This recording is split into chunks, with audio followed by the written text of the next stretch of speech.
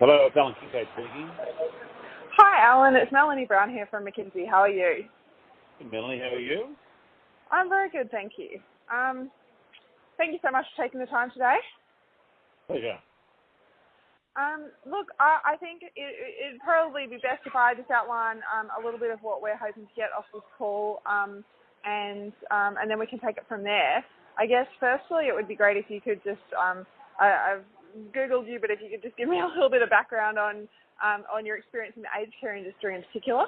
Yeah. And then secondly, I'd love to dive into our sort of key topic, which is the Royal Commission and what the likely issues are. Obviously, we've looked at the terms of reference, but from your perspective, what they're likely to focus on, and then also what some potential recommendations or scenarios around recommendations are.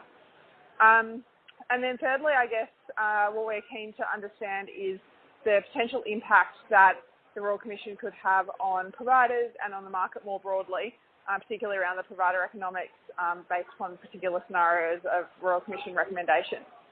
Does that all sound like topics that you're comfortable covering and that you're happy to talk about? Yes. You got some children in the background there, have you? Yeah, apologies. I'm in public, so I just have to. I'm walking and talking. That's okay. Okay, so my background is my education is chartered accountant, so economics degree, chartered accounting with PwC, and then over 30 years in health at a senior executive level, and some time in aged care through my time with Avium Healthcare. Within health, my last CEO's role was a decade at Epworth Healthcare, which is the largest not-for-profit operator in Victoria. It grew from number 3 in market share to number 1 in market share, overtaking both Ramsay and Healthscope in Melbourne under my leadership. Prior to that, I worked at Avium for a number of months. That was into residential care and aged care. Prior to that, I worked at Ramsay Healthcare, running their 26 hospitals in New South Wales, and then prior to that, running their largest facility in Queensland and their largest facility in Australia, which is Greenslopes Hospital. Prior to that, worked in the public hospital system in New South Wales as a CEO of one of the large teaching hospitals, and as deputy CEO of one of the large area health services looking after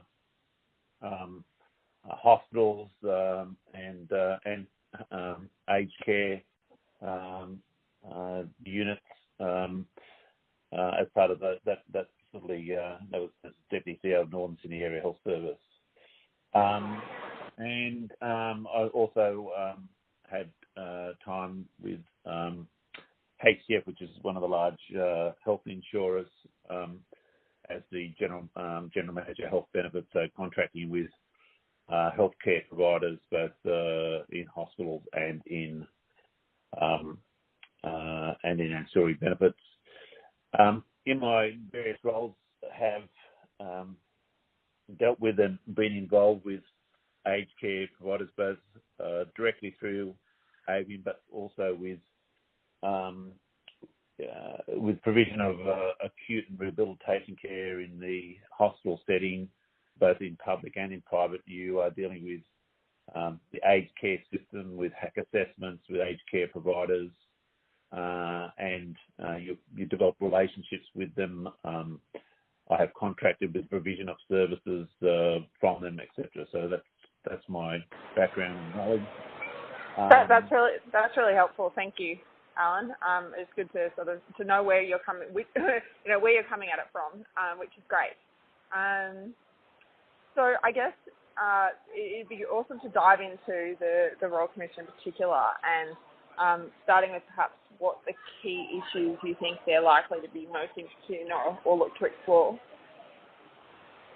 Well, I think there's certainly a perception in the